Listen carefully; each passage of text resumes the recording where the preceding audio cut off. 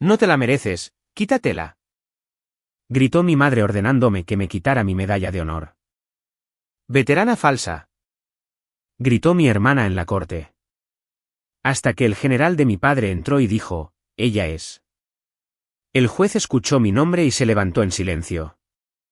Las caras de mi familia se congelaron. Me llamo Sofía Mendoza. Tengo 34 años. Serví 11 años en el ejército como médica de combate con el 75º Regimiento de Rangers. Estuve desplegada más veces de las que me importa contar, y enterré a más amigos de los que jamás imaginé.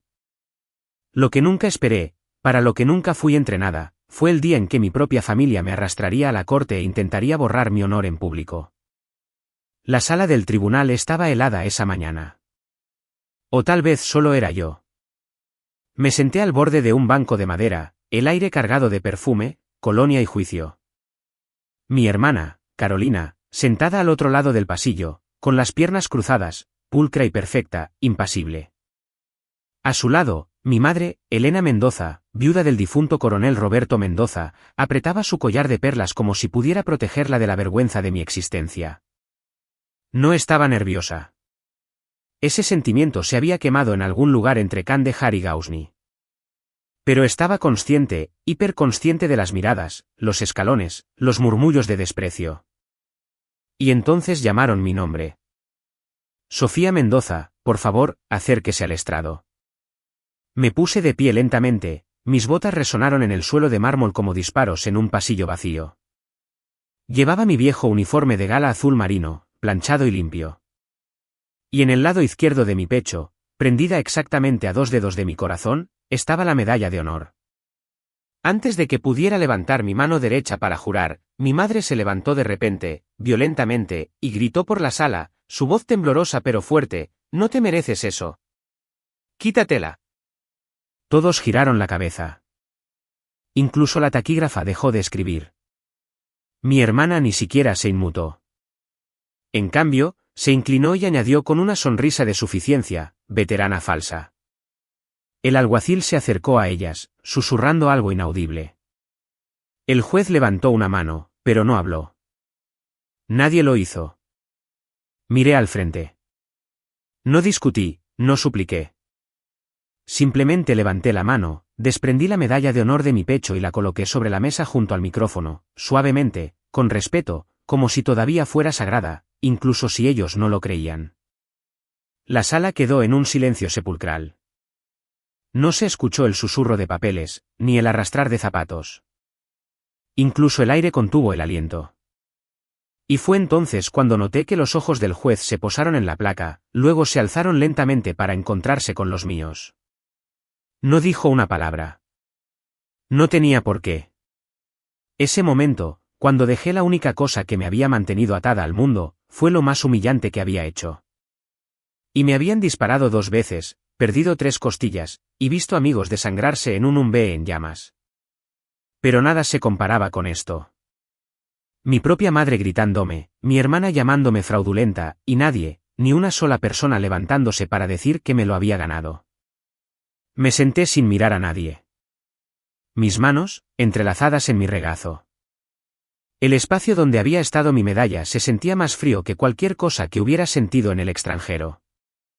El abogado de Carolina se puso de pie con confianza, se alisó la solapa y se adelantó.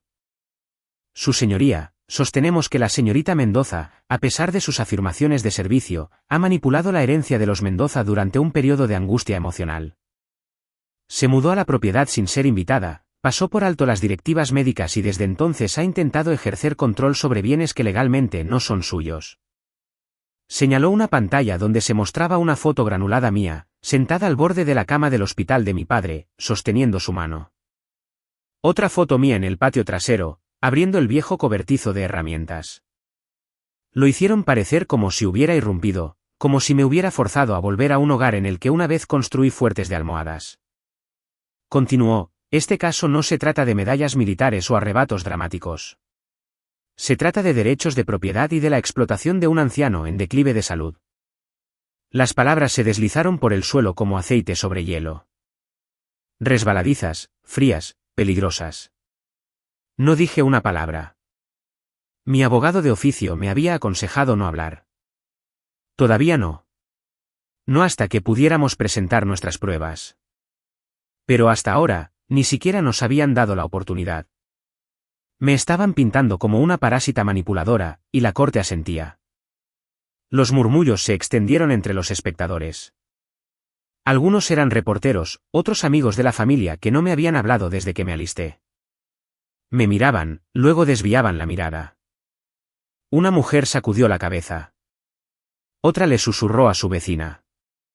Sabía lo que estaban pensando. ¿Cómo se atreve a aparecer en uniforme y esperar simpatía? No vieron los años que pasé curando a soldados más jóvenes que yo, arrastrándolos por el polvo, la sangre y los disparos, susurrándoles mentiras como «vas a estar bien».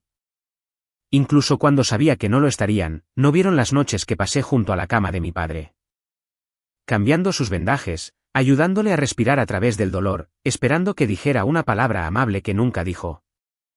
En cambio, lo que vieron fue una deshonra. Una mujer con una medalla que no debería tener. Una hija tratando de robar una casa que no se ganó. Un soldado que aparentemente lo había fingido todo. Y los dejé creerlo por ahora, porque sabía algo que ellos no sabían. Sabía que a veces el silencio es más filoso que cualquier refutación. Y cuando llega el momento, cuando la verdad finalmente cruza la puerta, no necesita gritar. Solo necesita ser vista. Y ese momento, estaba llegando. Pero hasta entonces, me senté en esa sala del tribunal, despojada de mi título, mi historia y el apellido de mi padre, esperando, observando, soportando, porque había sobrevivido a cosas peores. Y sabía cómo ganar una guerra sin disparar nunca. Todavía no, pero pronto. 6 meses antes de que mi padre colapsara, todavía estaba en guerra, no en el extranjero, sino en casa, en la finca Mendoza en Virginia. Me habían llamado de servicio activo antes de tiempo. Había sufrido un derrame cerebral menor, o eso dijeron. Llegué una tarde húmeda y encontré la casa tranquila, demasiado tranquila. Cuando entré, la sala estaba vacía, excepto por mi padre, sentado en su sillón de cuero favorito. Se veía más pequeño, como si alguien lo hubiera doblado, metiendo los bordes y haciéndolo caber en menos espacio. Me arrodillé junto a la silla y sentí el ascenso y descenso de su respiración. Le tendí la mano. Se sentía frágil, una cuerda gastada deshilachándose en los extremos. Durante 8 años, mi padre apenas me había tocado. Llevábamos nuestra distancia como armadura. Pero en ese momento, cuando cerró los ojos y le rocé la punta de los dedos, no se alejó. Se aferró. Luego abrió los ojos y me miró. No habló. No necesitaba hacerlo. Esa mirada dijo más. Mi madre, Elena, estaba en el dormitorio. No salió cuando llegué. No salió durante días. La escuché llorar junto a la ventana. Sollozos silenciosos detrás de puertas cerradas. Carolina estaba al otro lado del país, en Austin, manejando una fusión corporativa que dijo que era urgente. No llamó, no visitó. Me envió un mensaje de texto días después. Espero que se mejore. No llamé a nadie más. No les dije lo cerca que estuvo. No les dije que estuve allí sosteniéndolo, pidiéndole que respirara, diciéndole una y otra vez, está bien. ¿Estás bien? Le mentí para que lo creyera. Se recuperó lenta y desordenadamente. Durante 3 meses, me quedé en esa vieja casa de ladrillo con pintura descascarada y enredaderas. Dormí en la habitación de invitados, enjuagando los parches del uniforme en el lavabo del baño por la noche. Por las mañanas, lo ayudaba a sentarse, le ponía huevos y tostadas en una bandeja. Movía sus bolsas de suero. Le sostenía la linterna cuando apenas podía ver. Le secaba el sudor de la frente durante la primera ola de calor del verano y le frotaba la espalda mientras se quedaba dormido. En sus malos días, estaba callado. En sus días mejores, me miraba tarde por la noche como si estuviera memorizando mi rostro. Una noche, lo sorprendí mirando mi uniforme doblado en una silla. Susurró, lo hiciste bien, orgulloso. Tragué saliva. No dije gracias. No dije nada. Solo asentí, contuve las lágrimas y luego salí de la habitación. La comunidad susurró que había vuelto por la herencia. No vieron que cada mañana me levantaba para curarlo. No conocían el olor a antiséptico. No sabían cómo pasaba horas leyendo su memoria militar favorita tratando de iniciar una conversación. Nunca me preguntó sobre las cicatrices de despliegue de la medalla. Nunca habló de la guerra. Nunca dijo, Sofía, eres la mejor de nosotros. Pero lo vi en él.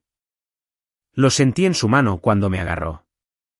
Fue en septiembre cuando volvió a caer, más fuerte esta vez. Así que la próxima vez, el personal del hospital me llamó primero. Bajé corriendo los escalones del porche con mi camisa de uniforme y botas de lluvia, sin uniforme de gala. No necesitaba ceremonia entonces. Solo necesitaba ponerlo a salvo. Cuando llegó la ambulancia, mi madre apareció en la acera en pantuflas y bata. No habló cuando pasé corriendo junto a ella para volver a tomar la mano de mi padre. Carolina voló a casa 2 días después y luego él murió. Le sostuve la mano en la habitación del hospital. Le dije que estaba bien que descansara. Me apretó los dedos una vez y me soltó. Me dejó esta casa. Heredé la carga y los ecos del silencio entre nosotros. Heredé la responsabilidad de mantener viva su memoria mientras mi propia familia se volvía contra mí. Durante esos 3 meses, aprendí más sobre él de lo que cualquier ascenso o medalla me había enseñado. Aprendí paciencia. Aprendí humildad. Aprendí que a veces lo más fuerte que puedes hacer es simplemente aparecer. Y después de que murió, me llamaron egoísta. Me llamaron manipuladora. Dijeron que me había aprovechado de su enfermedad.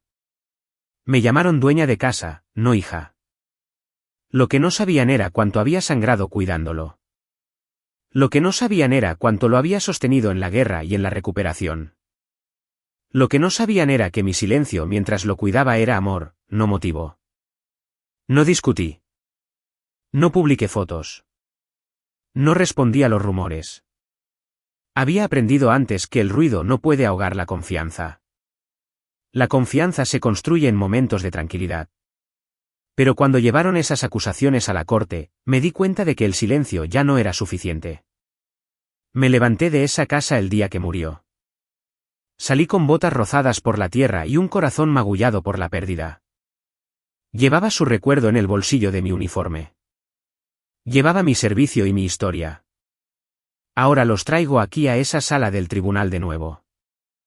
Solo que esta vez no me quedaré en silencio porque sé lo que el silencio puede contener y lo que finalmente puede liberar cuando llega el momento adecuado. 6 meses antes de que mi padre colapsara, todavía estaba en guerra. No en el extranjero, sino en casa, en la finca Mendoza en Virginia. Me habían llamado de servicio activo antes de tiempo. Había sufrido un derrame cerebral menor, o eso dijeron. Llegué una tarde húmeda y encontré la casa tranquila. Demasiado tranquila. Cuando entré, la sala estaba vacía, excepto por mi padre, sentado en su sillón de cuero favorito. Se veía más pequeño, como si alguien lo hubiera doblado, metiendo los bordes y haciéndolo caber en menos espacio. Me arrodillé junto a la silla y sentí el ascenso y descenso de su respiración. Le tendí la mano. Se sentía frágil, una cuerda gastada deshilachándose en los extremos. Durante 8 años, mi padre apenas me había tocado. Llevábamos nuestra distancia como armadura. Pero en ese momento, cuando cerró los ojos y le rocé la punta de los dedos, no se alejó. Se aferró.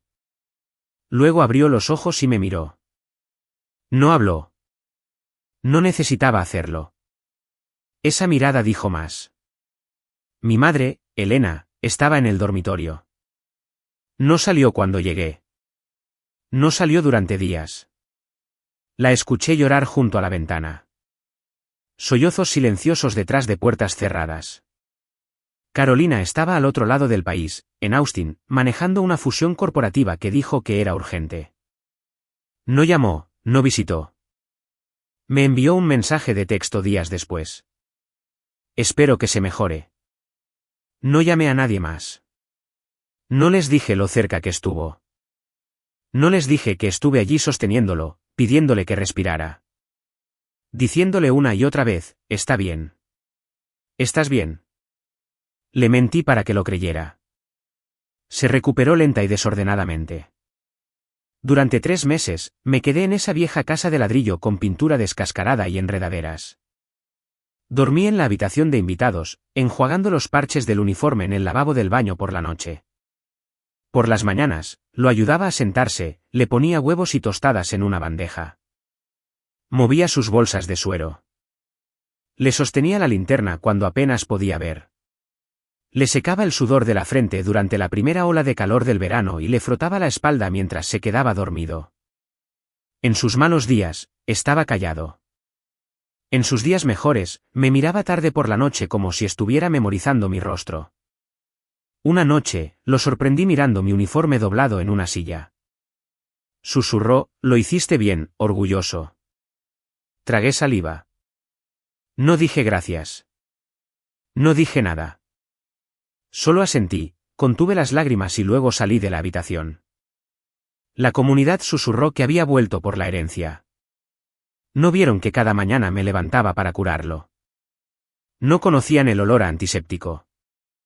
No sabían cómo pasaba horas leyendo su memoria militar favorita tratando de iniciar una conversación. Nunca me preguntó sobre las cicatrices de despliegue de la medalla. Nunca habló de la guerra. Nunca dijo, «Sofía, eres la mejor de nosotros». Pero lo vi en él. Lo sentí en su mano cuando me agarró. Fue en septiembre cuando volvió a caer, más fuerte esta vez. Así que la próxima vez, el personal del hospital me llamó primero. Bajé corriendo los escalones del porche con mi camisa de uniforme y botas de lluvia, sin uniforme de gala. No necesitaba ceremonia entonces. Solo necesitaba ponerlo a salvo. Cuando llegó la ambulancia, mi madre apareció en la acera en pantuflas y bata. No habló cuando pasé corriendo junto a ella para volver a tomar la mano de mi padre.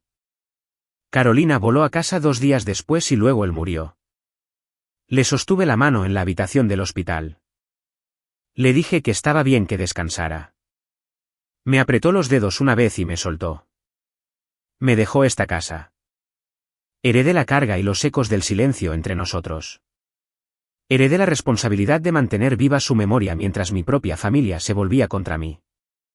Durante esos 3 meses, aprendí más sobre él de lo que cualquier ascenso o medalla me había enseñado. Aprendí paciencia. Aprendí humildad. Aprendí que a veces lo más fuerte que puedes hacer es simplemente aparecer. Y después de que murió, me llamaron egoísta. Me llamaron manipuladora. Dijeron que me había aprovechado de su enfermedad.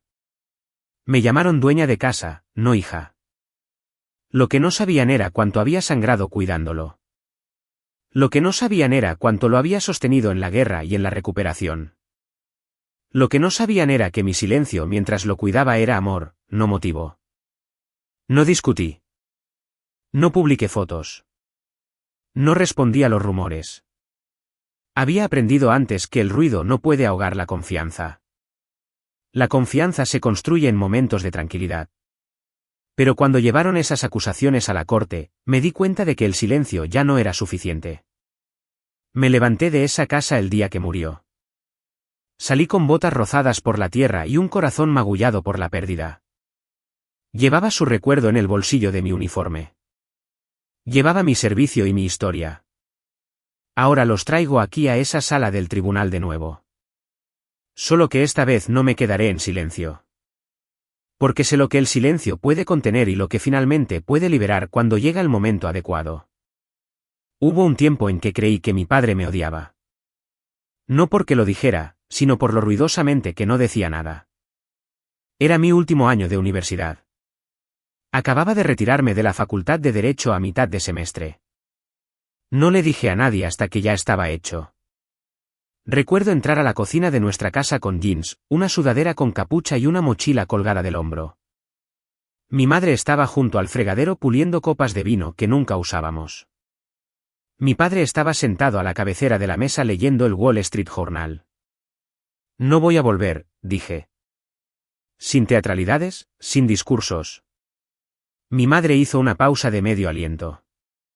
Luego reanudó el secado del vaso como si yo no hubiera hablado. Mi padre bajó el periódico una pulgada, lo suficiente para que sus ojos se encontraran con los míos. La decepción en ellos no picó. Quemó. Ya podía sentirla apretándose en mi pecho. ¿De qué estás hablando?, preguntó. Me di de baja, respondí. Dobló el periódico lenta, deliberadamente, lo colocó sobre la mesa, empujó su silla hacia atrás, se puso de pie. Eres la primera Mendoza en renunciar a algo, dijo. Asentí. Me voy a alistar, dije. La habitación se abrió. El silencio era tan agudo que pude escuchar el hielo derretirse en el vaso de agua a su lado. Caminó hacia mí, con la postura militar rígida, todavía intacta. Luego, antes de que tuviera tiempo de retroceder, me abofeteó una sola vez. No lo suficientemente fuerte como para dejar un moretón, pero lo suficientemente fuerte como para soltar algo. Tal vez fue el respeto o el miedo. O la última amenaza que me quedaba de ser su hija. No vas a tomar nuestro apellido y arrastrarlo por el barro, espetó. Me quedé allí, firme. No lloré. No grité. Solo lo miré y dije, no lo estoy arrastrando por el barro. Simplemente ya no me escondo detrás de él. Se dio la vuelta y salió de la habitación. Mi madre todavía no había hablado. No se había dado la vuelta. Cuando me fui al entrenamiento básico 3 semanas después, ella no vino al aeropuerto. Él no escribió. Nadie llamó. Ni en la graduación. Ni cuando me gané mis galones. Ni siquiera cuando mi nombre apareció en el Army Times después de mi primer despliegue. Actuaron como si me hubiera desvanecido, pero no me desvanecí. Cambié. Y fue en el desierto donde aprendí algo más, algo que ninguna lección familiar me había enseñado. El silencio en las zonas de guerra es mortal. Es el momento justo antes de que explote un IED. Es la quietud antes de que el fuego de francotirador atraviese el polvo. Es la brecha entre los gritos cuando alguien se da cuenta de que se está desangrando demasiado rápido para detenerlo. En casa, el silencio había sido el castigo. Con mi madre, era una lenta asfixia, una habitación en la que estabas pero nunca eras reconocida. Con mi padre, era algo en lo que tenías que ganarte el regreso. Pero en combate, el silencio era supervivencia. Y a veces el silencio significaba que alguien había muerto antes de poder gritar. Así que aprendí a leer la quietud como un idioma. Aprendí a escuchar el temblor en la respiración, la diferencia entre disciplina y pánico. Me volví fluida en cosas que la gente no decía. Por eso, años después, cuando mi padre tuvo su primer derrame cerebral y no pudo formar palabras, no necesitaba que hablara. Ya entendía el silencio mejor de lo que la mayoría de la gente entendía el sonido. Pero en ese entonces, después de esa bofetada en la cocina, pensé que lo había perdido todo. Mi lugar, mi padre, mi valía. Lo que no me di cuenta fue que había cambiado su silencio por uno con el que podía vivir. El ejército no me pidió que probara mi linaje. Me pidió que probara mi carácter. Y cuando lo hizo, le di todo. Le di 18 horas al día con botas de combate. Le di mi sueño, mis rodillas, mi cordura. Le di amigos a los que amaba y no pude salvar. Y en algún momento del camino, dejé de mirar hacia la mesa de la cocina al hombre que estaba allí, pensando que podía romperme con su silencio y una bofetada. Porque había entrado en un mundo donde la gente gritaba para vivir. Y en ese mundo, mi silencio se convirtió en un arma, no en una herida. Nunca le conté nada de esto a mi familia. Ni cuando volví con medallas. Ni cuando me gané la que decían que ninguna mujer se ganaría jamás, porque no le entregas tu historia a personas que nunca la pidieron. Construyes una nueva en silencio, con firmeza, y si no la escuchan, eso es problema de ellos.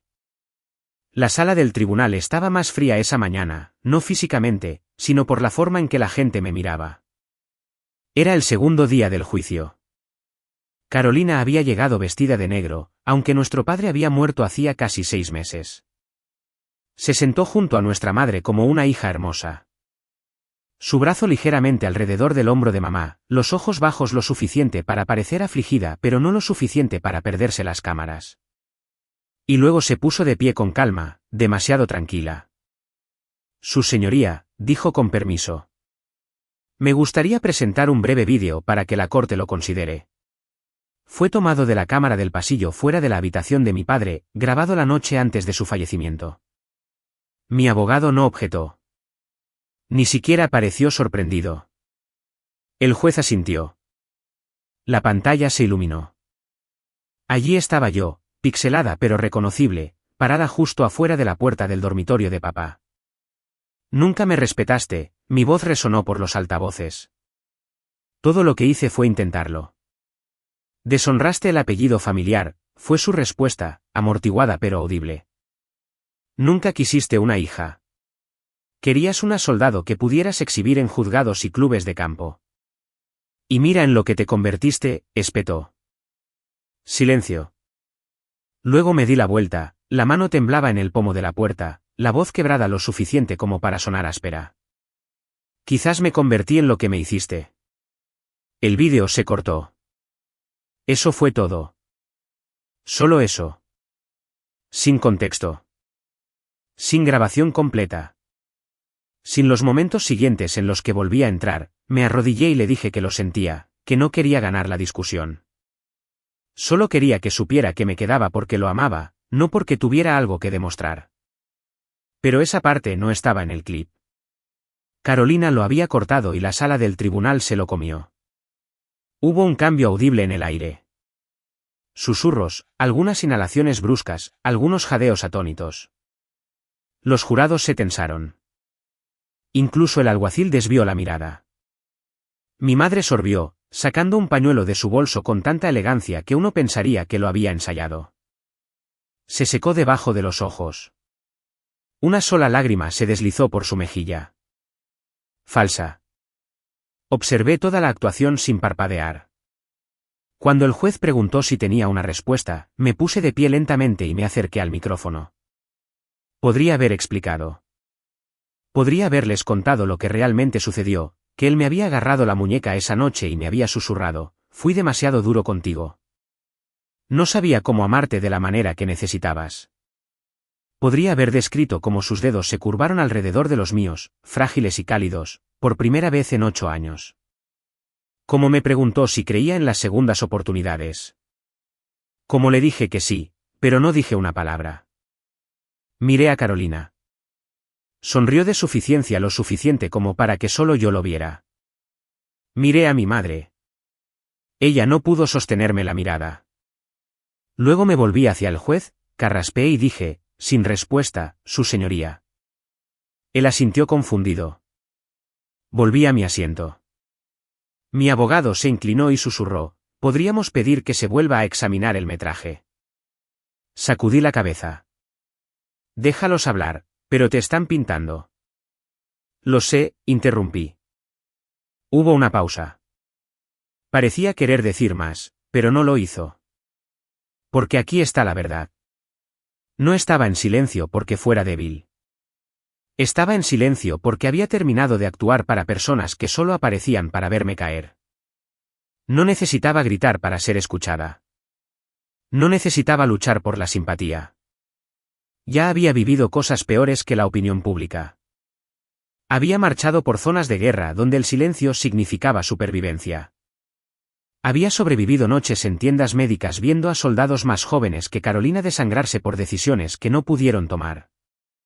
Comparado con eso, un clip manipulado en una sala de tribunal era solo otra versión del ruido del campo de batalla. Así que me senté allí, recta, tranquila. Que me malinterpretaran. Que me juzgaran, porque la verdad no necesita aplausos para ser verdad. Solo necesita ser vivida, y yo ya la había vivido. El juez se ajustó las gafas y suspiró. Se podía sentir la sala disminuyendo, como si el resultado fuera inevitable. Comenzó a barajar papeles, golpeándolos una vez contra el escritorio. Ese movimiento característico que los abogados conocen bien, un preludio al cierre. Agarré el borde de la mesa, no por desesperación, sino por la necesidad de sentir algo sólido. Todo lo demás se sentía fluido. Las miradas, el silencio, la traición silenciosa de las mismas personas que una vez me habían dado su nombre. Este tribunal está preparado para emitir un fallo preliminar, comenzó el juez. Y fue entonces cuando la puerta se abrió. Al principio, nadie se movió. No fue dramático, solo un suave chirrido, casi una disculpa por interrumpir. Pero en el momento en que entró, la sala cambió, no caminó. Llegó, alto, casi imponente, su cabello plateado corto, los hombros aún orgullosos a pesar de la edad, vestido no con un traje civil, sino con su viejo uniforme militar, pulcro y planchado. Cada insignia y cinta contaba una historia que ningún tribunal podría fabricar. El general Alejandro Vargas. No lo había visto en 5 años. La sala del tribunal pareció contener la respiración. Incluso el juez hizo una pausa, con la boca todavía medio abierta. El hombre a mi lado, mi abogado, susurró, es Vargas. El Vargas. Los labios de mi madre se entreabrieron. Su mano voló a su pecho. El rostro de Carolina se puso pálido.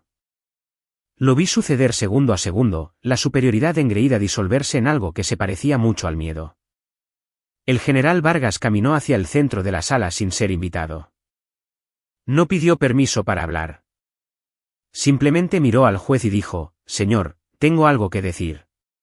Ella no necesita probar nada hoy. Estoy aquí porque soy a quien ella salvó. Era la primera vez en días que todas las caras en la sala del tribunal se apartaban de mí. Miró directamente a Carolina, luego a mi madre, luego a mí. Su voz no tembló.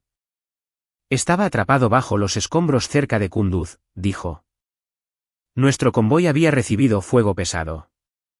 La mitad de los hombres se habían ido, la radio muerta, sangre por todas partes. Y a través del humo, ella apareció sola, arrastrando a uno de nuestros muchachos sobre su hombro, el rifle colgado a la espalda, una bala en el muslo. Le dije que me dejara. Se negó. Hizo una pausa. Ella dijo, no dejamos a nadie atrás. Y me cargó media milla. Le rogué que se salvara. Ella solo dijo, todavía no está muerto, señor. Mantengámoslo así. Nadie respiró. Se volvió hacia el juez de nuevo. Cualquier personaje que hayan pintado aquí hoy, necesito que entienda algo. Le debo la vida a ella. Y no lo digo a la ligera. Si Sofía Mendoza dice que amaba a su padre, lo hizo. Si dice que lo cuidó cuando nadie más lo hizo porque ella no actúa. Ella siempre actúa. Dio un paso atrás. Silencio. Incluso la taquígrafa había dejado de escribir. El juez parecía atónito. Parpadeó varias veces como si intentara reiniciar una mente atascada. Mi madre parecía haber envejecido 10 años en los últimos 10 minutos. Carolina se quedó inmóvil, los nudillos blancos contra el muslo. Pero yo permanecí inmóvil porque esto no era vindicación. Era simplemente la verdad finalmente permitida para ser dicha.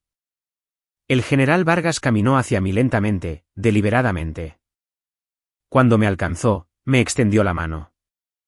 Me puse de pie, la tomé. Luego hizo algo que nadie esperaba. Me saludó. Cada músculo de su brazo preciso, cada aliento controlado, un gesto de soldado que no se da a la ligera, no se realiza para las cámaras. El juez también se puso de pie en silencio, como si la gravedad de la sala hubiera cambiado. No sonreí. No lloré, pero sentí por primera vez en semanas que el peso en mi pecho se movía un poco, lo suficiente para volver a respirar. Y en ese momento, supe que podían destrozar mi nombre. Podían retorcer los recuerdos, pero nunca podrían reescribir la verdad de lo que llevaba o a quién había llevado. Porque el honor no es algo que cuelgas alrededor de tu cuello. Es algo que llevas en tu columna vertebral cuando nadie te está mirando. El general Vargas no se sentó. Permaneció en el centro de la sala del tribunal, inmóvil como un monumento, luego lentamente metió la mano en el bolsillo de su chaqueta. Dijo, es el paquete original de nominación a la medalla de honor presentado hace 7 años. No por mí, no por la unidad, sino por el coronel Francisco Mendoza. Lo levantó, una carpeta sellada con marcas del gobierno. La sala del tribunal se inclinó hacia adelante.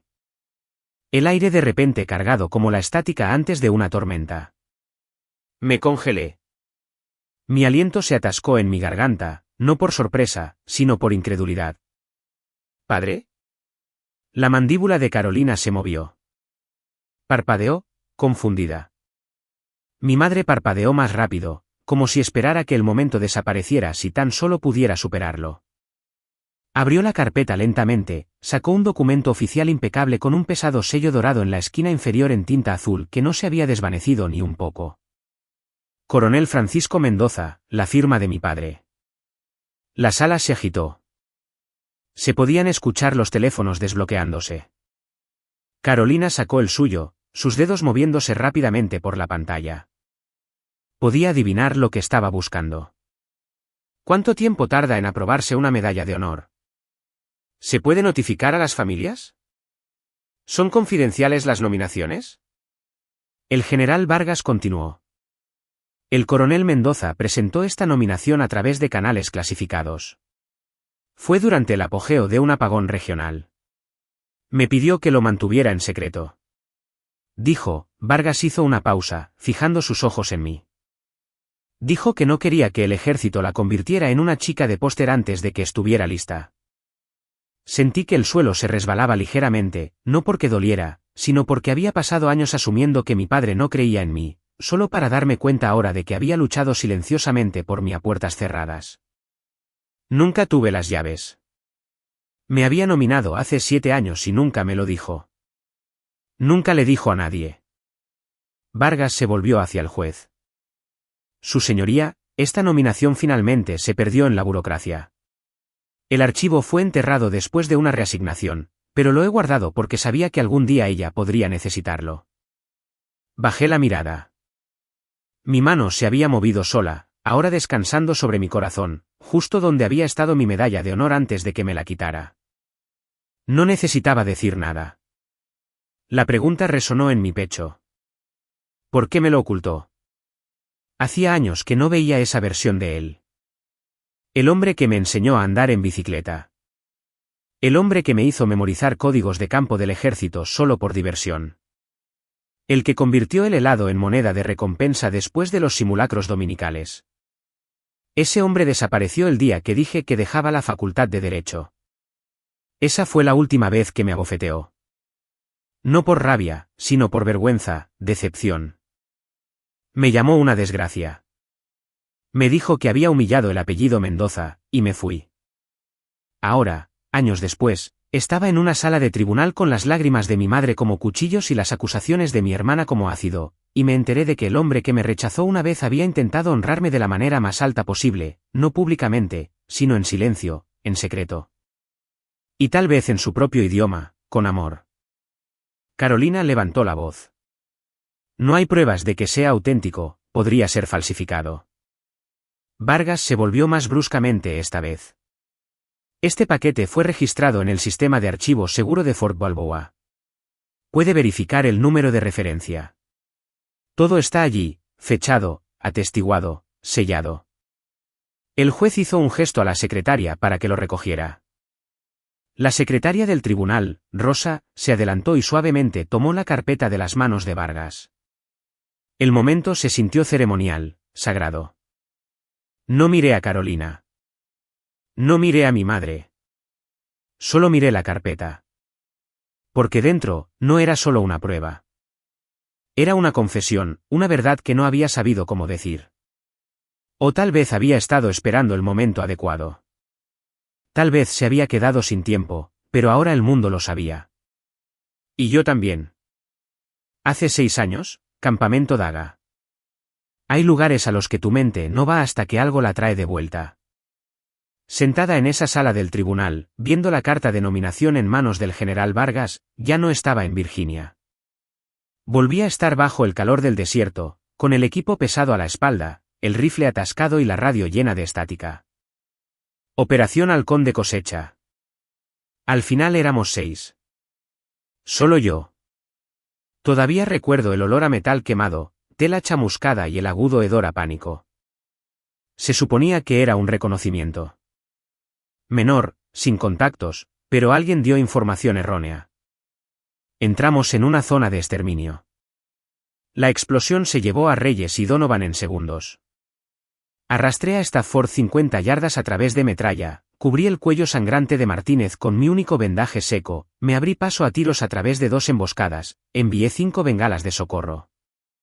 Cuando finalmente llegó el blackout, mis manos temblaban tanto que ni siquiera podía cargar mi propia pistola.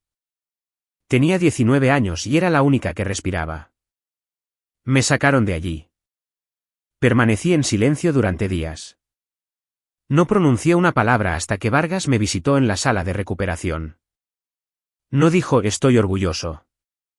Simplemente se sentó, dejó un pequeño trozo de papel con una frase. «Tu silencio salvó vidas». Más tarde me enteré de que alguien había presentado una nominación a la Medalla de Honor. Nunca supe quién. Nadie me lo dijo. Solo eran susurros en el pasillo. Debería haberla recibido. La política lo bloqueó, demasiado sensible. Lo creí. Creí que había sido rechazada por lo complicado que era. Yo era una chica de una familia conocida por abogados y diplomáticos, no soldados, no protagonistas de titulares. Pero la verdad llegó lentamente, como aceite filtrándose por las grietas. Semanas antes de la misión, papá me había enviado una carta. Nunca la abrí. Había estado enojada. No nos habíamos hablado en casi 2 años para entonces. Encontré esa carta de nuevo después de que comenzó el juicio, todavía sellada, amarillenta en los bordes. Cuando finalmente la abrí, decía, no dejes que te conviertan en algo que no eres. Si quieres servir, sirve, no actúes. Ahora entendí lo que significaba. No había retirado la nominación para borrarme. Lo había hecho para protegerme. El general Vargas lo confirmó en un pasillo fuera de la sala del tribunal más tarde ese día. Tu padre no confiaba en el proceso. Dijo que vio lo que les pasó a otros condecorados. Los campamentos de prensa fuera de tu casa. Las entrevistas que convertían el dolor en gloria. Dijo que te la habías ganado, pero no dejaría que Washington te convirtiera en un símbolo para alimentar los titulares. Desvié la mirada. ¿Era protección o control? Una parte de mí todavía no lo sabía, pero otra parte, tranquila, cansada, más vieja, entendía que el amor viene en formas extrañas. Algunos padres dicen estoy orgulloso. Otros escriben cartas que nunca abres. Algunos te hablan a través de viejos documentos guardados en cajas fuertes polvorientas. Y a veces esconden tu mayor honor para que nadie más pueda explotarlo. De vuelta en el campamento Daga durante esas sesiones informativas, me preguntaron si quería una ceremonia formal, con medalla o sin medalla. Un reconocimiento. Lo rechacé. No estaba lista. No porque no creyera haber hecho algo bien, sino porque todavía no había hecho las paces con la razón por la que era la única que seguía respirando. Y tal vez, solo tal vez, mi padre lo sabía. Volví a entrar a la sala del tribunal ese día, no como la hija rota que intentaba defenderse, sino como la soldado que había atravesado el infierno y salido del otro lado sin necesidad de ser vista. Me quitaron la medalla en público. Pero recordé lo que Vargas dijo una vez. Algunas medallas las llevas en el pecho, otras las llevas en la columna vertebral. Estaba de pie junto a la ventana del juzgado cuando el general Vargas se unió a mí. La gente seguía susurrando dentro, atónita por la revelación de la carta de la medalla de honor, pero mi mente estaba en otra parte, en un lugar más frío, más pesado. No habló al principio, solo me entregó algo doblado en tercios. Lo abrí lentamente. Era una nota escrita a mano, de letra familiar, inclinada. Solo 7 palabras de mi padre. Déjala vivir en paz, no en dolor. Debajo de eso, una línea de instrucciones dirigida directamente a Vargas. No permitas que la conviertan en otro sacrificio. No lloré. Ni siquiera respiré. La voz de Vargas rompió el silencio. Me dijo que guardara los papeles. Dijo que no soportaba la idea de que te arrastraran frente a las cámaras. Vio cómo los medios devoraban a otros veteranos, especialmente a las mujeres. Asentí lentamente, pero no me llegó al pecho. Tenía miedo, añadió Vargas. No de ti, sino por ti. Apreté la nota en mi mano. Ese miedo, dije, con voz seca, me dejó sepultada bajo el silencio. ¿Sabes lo que es volver a tu propia casa y sentirte como un rumor, como una decepción andante? Desvió la mirada. Sí, lo sé. Mi garganta se apretó. El silencio de mi padre, su deseo de proteger, tuvo un costo. Fui rechazada en cada cena. Los susurros me seguían en las reuniones familiares. Carolina me llamó la chica que huyó. Mi madre fingía que yo solo estaba de vacaciones largas. Nadie preguntó por qué me alisté. Nadie preguntó cómo dormía por las noches. En cambio, llenaron los espacios en blanco con sus propias historias. Yo era imprudente, desleal, una mancha en el apellido Mendoza. La hija que tiró a la basura Harvard Lab por botas en el barro. Todo eso porque él no quería que vieran mi cara en la televisión. Podría habérmelo dicho, dije en voz baja. Vargas suspiró. Dijo, ya tenías suficiente que cargar. Culpa, memoria, guerra. Pensó que el silencio era misericordia. Miré mis manos. Temblaban ligeramente. Estaba equivocado, susurré. El silencio es misericordia. Es una sentencia. Recordé el día que volví a casa meses después del campamento Daga. Carolina me recibió en el aeropuerto, me dio un abrazo que se sintió como relaciones públicas, luego fue directamente a preguntar cuándo volvería a solicitar la facultad de Derecho. Papá me estrechó la mano rígidamente. No mencionó el despliegue. No mencionó la estrella de bronce que había ganado semanas antes. Y mamá, ella se quedó arriba. Esa noche, me senté sola en el porche bebiendo café aguado y mirando el jardín que papá solía cuidar antes de que su corazón se rindiera. Finalmente salió, no dijo nada, solo se sentó a mi lado, luego murmuró, me alegro de que hayas vuelto a casa. Eso fue todo. No estoy orgulloso. No, ¿cómo estás? Ahora sabía por qué había decidido que mi historia debía permanecer enterrada para mantenerme a salvo.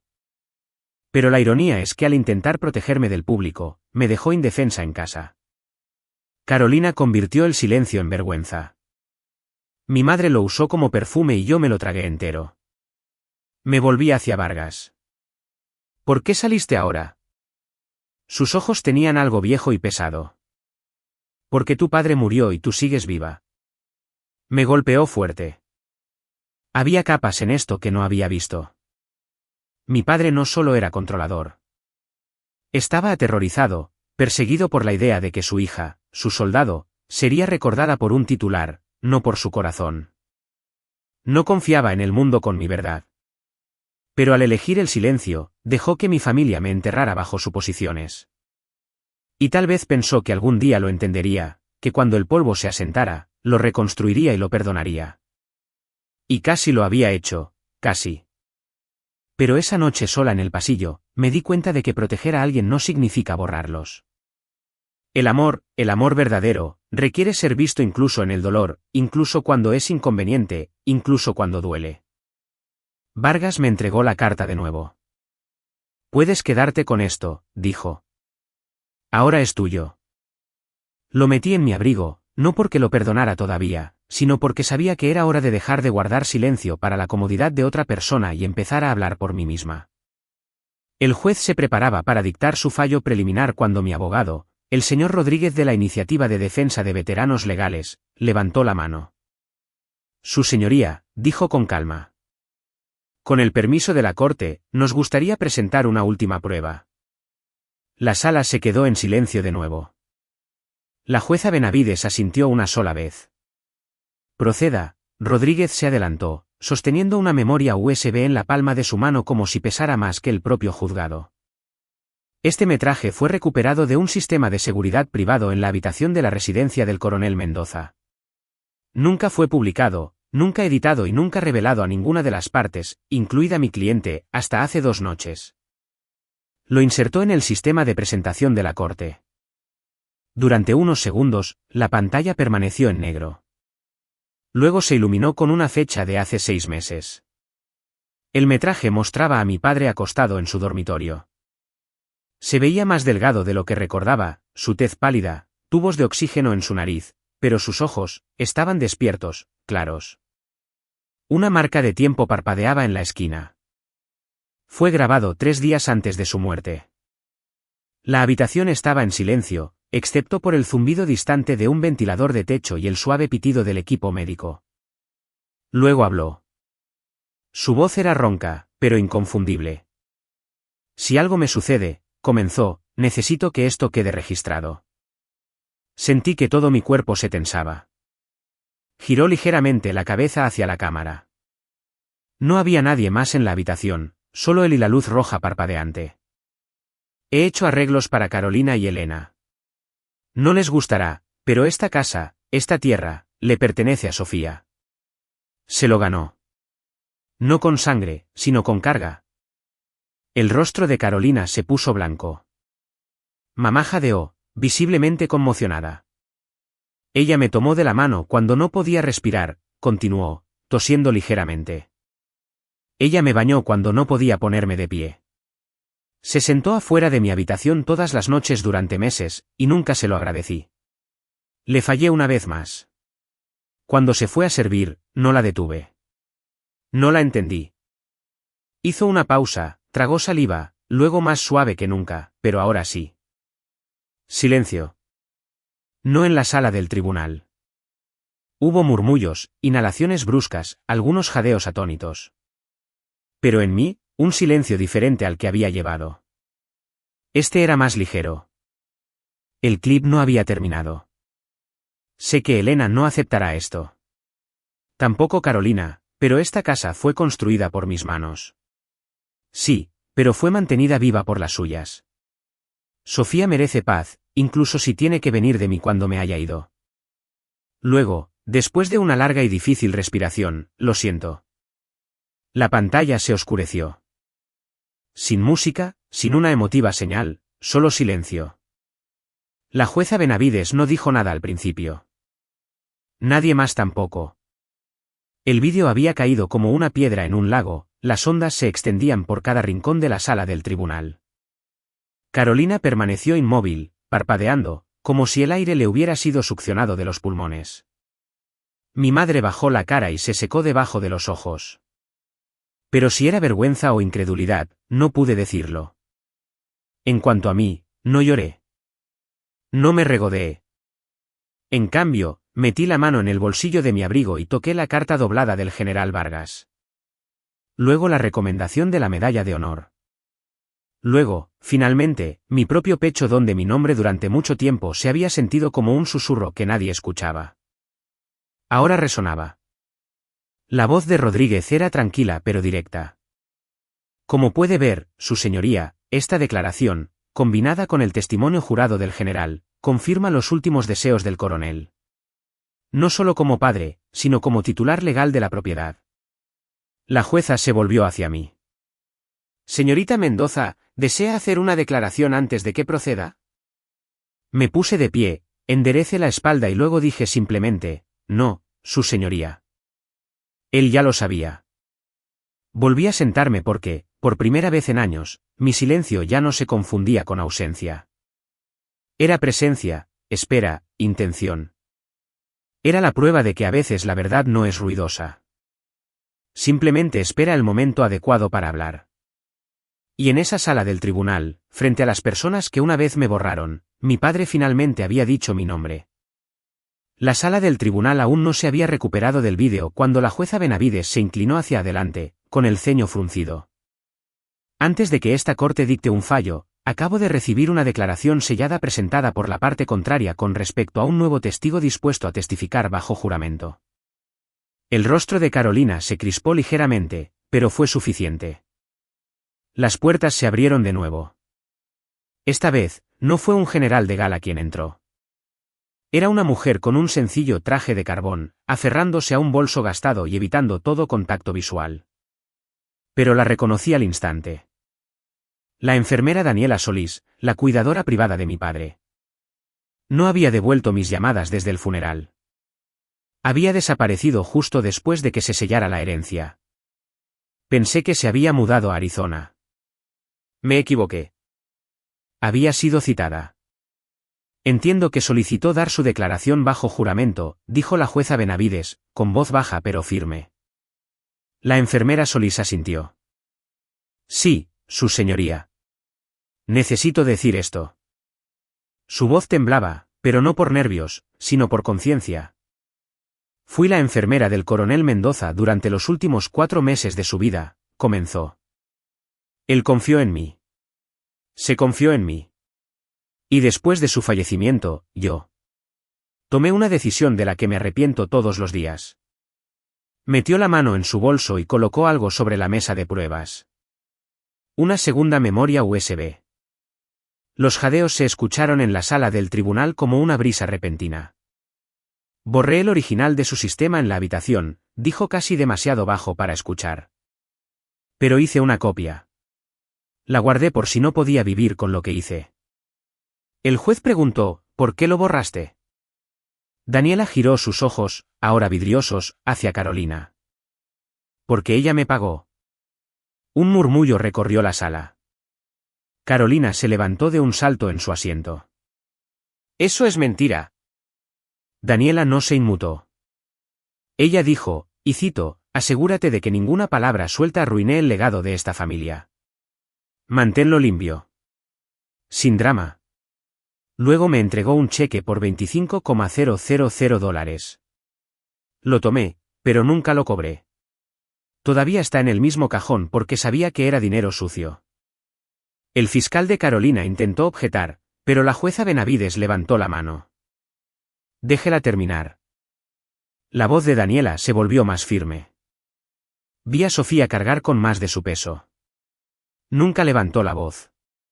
Nunca pidió elogios. Nunca rogó por la casa o el título o nada. Pero lo vi. Su padre cambió en esos últimos días. La amó. La vio. Luego levantó la memoria USB. Esta copia coincide con la que acaba de reproducirse. Es la prueba de que Carolina intentó suprimir sus últimos deseos sobornándome. Carolina se levantó. Esto es ridículo. Es una empleada descontenta. Probablemente ahora quiere dinero para callar. Daniela respondió sin dudar. No quiero ni un centavo. Quiero mi conciencia de vuelta. La jueza asintió lentamente. Verificaremos la unidad y sus metadatos, pero dada esta declaración, la corte debe sopesar las implicaciones. Carolina se hundió en su silla. Su postura perfecta se derrumbó como un andamio. La sala del tribunal se sintió más fría de alguna manera, no por el aire acondicionado, sino porque las máscaras se estaban cayendo. La actuación había terminado. Carolina, mi hermana, el rostro de la moralidad de nuestra familia, había orquestado un encubrimiento, no para proteger un legado, sino para borrar el mío. Una lenta comprensión se extendió por la sala. El juicio nunca había sido sobre una casa o un testamento o incluso el afecto de mi padre. Se trataba de control. Y Carolina acababa de perder el suyo. No dije una palabra. No me regodeé. Simplemente la vi desmoronarse. Porque algunas verdades no necesitan ser gritadas. Solo necesitan salir a la luz. La sala del tribunal estaba en un silencio sepulcral. Luego cayó el mazo. A la luz de los testimonios y pruebas presentadas, este tribunal suspende por la presente todos los procedimientos relacionados con la herencia Mendoza. El testamento y la declaración en vídeo del difunto se mantendrán como dirección legal primaria. La propiedad en 412 calle Kingston permanecerá con la señorita Sofía Mendoza. Nadie se movió. Entonces alguien detrás de mí, un hombre mayor que no había notado hasta ahora, se levantó de su banco. Llevaba una gorra descolorida con USMC bordado en hilo dorado. Se puso firme, colocó la mano derecha sobre el corazón y asintió solemnemente. Algunos más se levantaron con él. No sabía sus nombres. No necesitaba saberlos. Ellos también habían servido. O tal vez también tenían hijas. O tal vez habían visto a una mujer ser pisoteada durante demasiado tiempo. Por un momento, la sala del tribunal se convirtió en algo sagrado, no sobre justicia, sino sobre reconocimiento, un saludo silencioso. No lloré, pero mi garganta se cerró como una puerta de acero. La jueza se puso de pie y levantó la sesión. Mi madre no me miró. Recogió su bolso con cuidado, como si temiera hacer ruido. Luego bajó la cabeza y salió. Su espalda nunca se giró hacia mí. Y de alguna manera, eso dolió más que cualquier cosa que Carolina hubiera hecho. Afuera, en las escaleras del juzgado, la prensa pululaba. Los flashes estallaron. Las voces gritaban mi nombre. No me detuve. No saludé. Mi silencio seguía siendo la voz más fuerte que tenía. Carolina estaba a varios metros de la multitud. Su cabello impecable. Su maquillaje no se inmutó. Cuando los micrófonos se acercaron a ella, no retrocedió. En cambio, sonrió. Hice una pausa en el último escalón, lo suficientemente cerca para escucharla, cuando la escuché hablar. Todo lo que hice fue tratar de proteger el nombre de nuestra familia. Nunca mentí. Solo me aseguré de que la verdad no se distorsionara. Eso no es traición. ¿Es responsabilidad? Su voz era clara, inquebrantable. Una clase magistral de control. Algunos reporteros parecían impresionados, pero otros no. Entré en el coche, esperando en la acera. El general Vargas ya estaba dentro. No dijo nada. Solo miró al frente, con las manos entrelazadas, como alguien que ha asistido a demasiados funerales. Esperaba que ella hablara primero. Pregunté. No, respondió. Pero esperaba que tú no lo hicieras.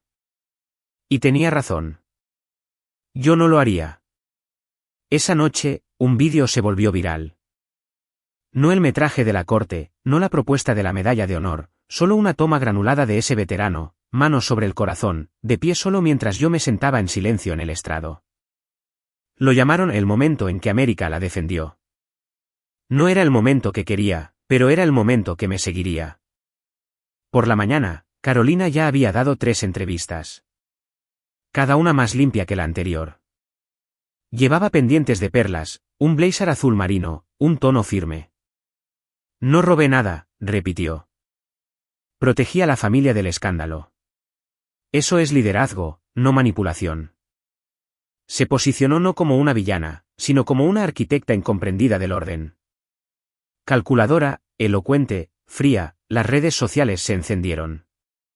Algunos elogiaron su profesionalismo, su aplomo bajo presión. Otros la llamaron una serpiente de seda. Los hilos de comentarios se arremolinaron. ¿Traicionarías a tu propio hermano por una casa? Ella no traicionó a nadie. Preservó el legado. Las familias ya no son sagradas. Solo campos de batalla legales. Mujeres como Carolina le dan mala fama a la hermandad. Ella hizo lo que era necesario. Deja de idealizar la lealtad. Alguien incluso inició una encuesta. ¿Supera la lealtad familiar la búsqueda de control? Fue tendencia durante 3 horas. No voté. Tampoco respondí a ninguno de los correos electrónicos, ni a los mensajes de texto, ni a las llamadas. Observé a los presentadores de noticias leer mi nombre con solemne práctica. Vi nacer y diluirse los hashtags. Justicia para Sofía Fuerza Silenciosa Hermanas Mendoza. Nada de eso se sentía mío. Los reporteros acamparon cerca de mi edificio durante 3 días. Uno incluso envió un ramo de rosas con una tarjeta de presentación. Cuando estés lista para hablar, el mundo está escuchando. Pero no lo estaba, porque ya no se trataba de mi voz. Se trataba de soltar. Hay algo en ser reivindicada públicamente que no sabe a victoria. Sabe a cierre procesado, validación artificial, y sin embargo, en privado nada se sentía cerrado porque todavía no tenía respuestas a la única pregunta que nunca me abandonaba. ¿Por qué mi padre no me lo dijo él mismo? Tuvo todas esas horas finales, todos esos días en silencio. ¿Por qué necesitaba un vídeo? Quizás es cobardía. Quizás es amor. Quizás ambas cosas. La gente dice que la reivindicación se siente como elevarse. Para mí, se sintió como exhalar bajo el agua. No necesitaba demostrar que Carolina estaba equivocada. Ni siquiera necesitaba tener razón. Solo necesitaba irme sin llevarlo todo. Así que empaqué una maleta, un petate, un cuaderno, una medalla. Y me fui de la ciudad por un tiempo. Sin conferencia de prensa, sin declaración final, solo silencio de nuevo. Pero esta vez, no era pesado. Era mío. La casa parecía más pequeña de lo que recordaba, no físicamente, sino en presencia, como si el tiempo hubiera encogido su sombra y le hubiera quitado toda la autoridad que solía llevar. Me quedé en la puerta durante un minuto entero, con la mano en el pestillo, escuchando el crujido del viento que rozaba los setos. La pintura se había desconchado a lo largo del pasamanos del porche. El timbre no sonó cuando lo presioné. El polvo se posó en las ventanas como viejos arrepentimientos que se negaban a ser limpiados. Aún así, abrí la puerta y entré. Esta era la casa donde aprendí a marchar antes de aprender a descansar. Donde el silencio era recompensado y la suavidad se confundía con debilidad. Pero también fue donde mi padre una vez me dijo, con un vaso de whisky en la mano y una rara suavidad en la voz, eres la única de esta familia que quemaría la casa para salvar los cimientos. Nunca entendí lo que quiso decir. Ahora sí. Volver no se trataba de nostalgia. Ni siquiera se trataba de un cierre. Se trataba de elegir dónde comenzaría de nuevo, en mis propios términos.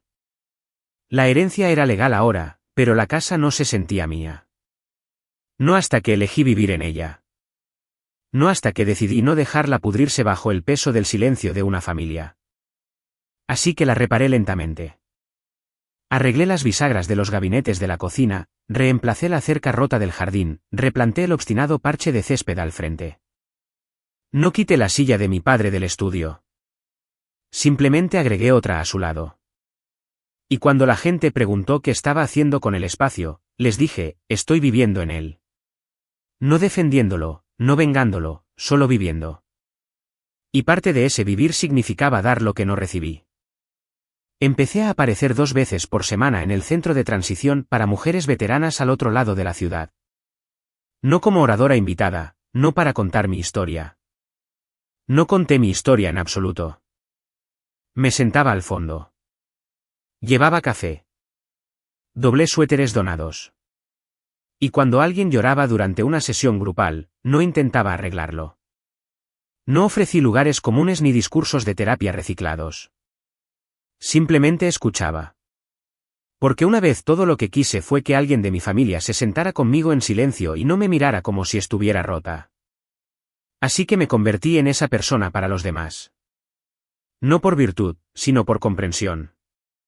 Algunos días volvía a casa de esas sesiones y me sentaba en mi coche durante 20 minutos mirando la luz del porche, preguntándome si mi padre estaría orgulloso o simplemente confundido. Pero, de nuevo, tal vez esas 2 cosas no eran tan diferentes. Hay un cajón en el dormitorio principal que nunca llené. El tercero de arriba abajo. Acabado de roble ligeramente atascado en el lado izquierdo. Solía guardar sus gemelos. Su reloj de pulsera militar. Una fotografía de él y mi madre en algún evento formal donde ambos parecían preferir estar en otro lugar. Ahora guarda una cosa.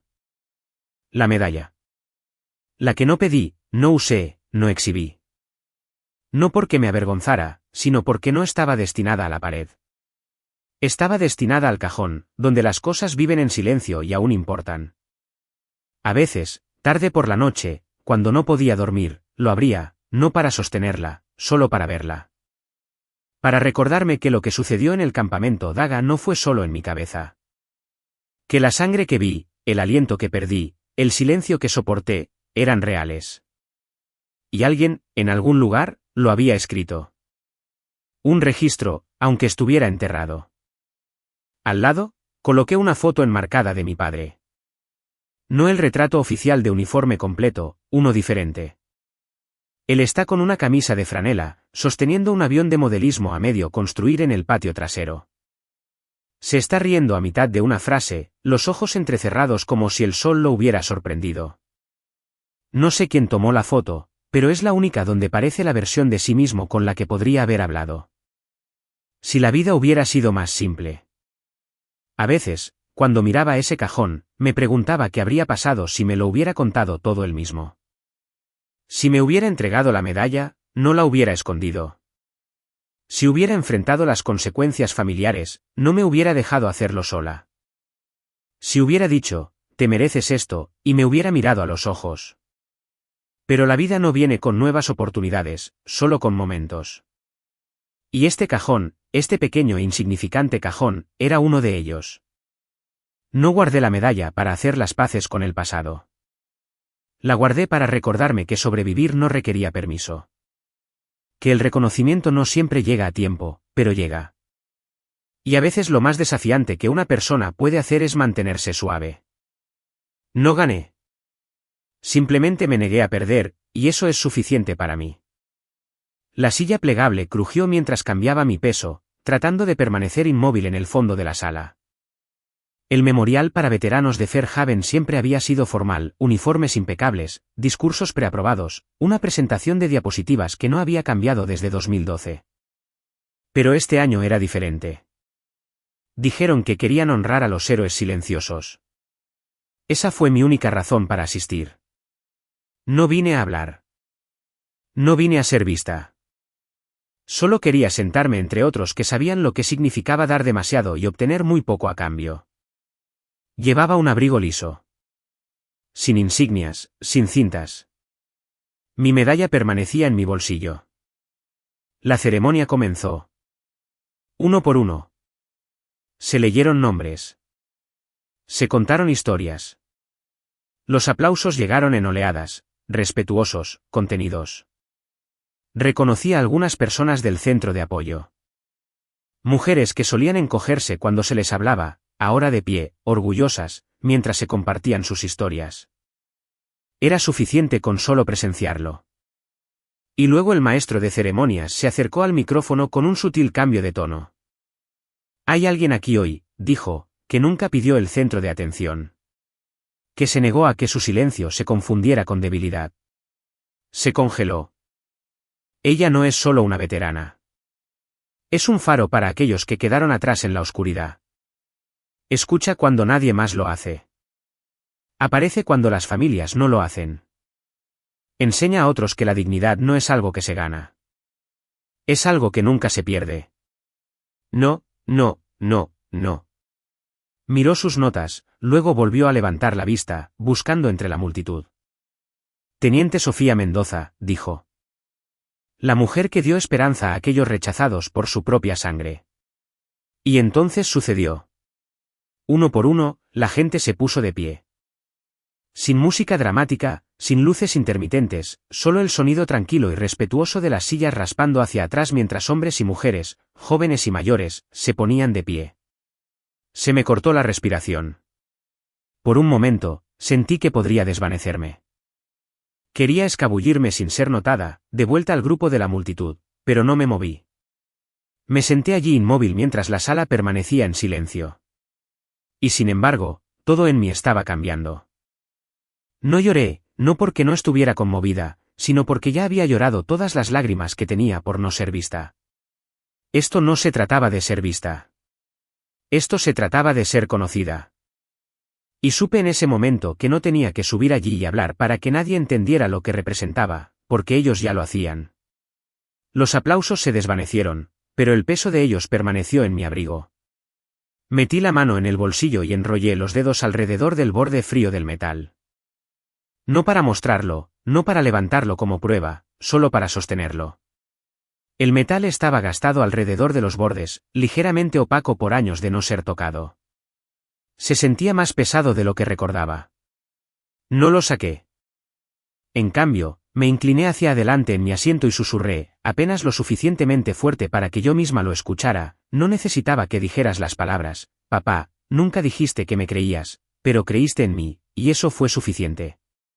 No sentí perdón. No sentí triunfo. Sentí algo más tranquilo, como ver desvanecerse una cicatriz y darme cuenta de que ya no me sobresalto cuando alguien la toca.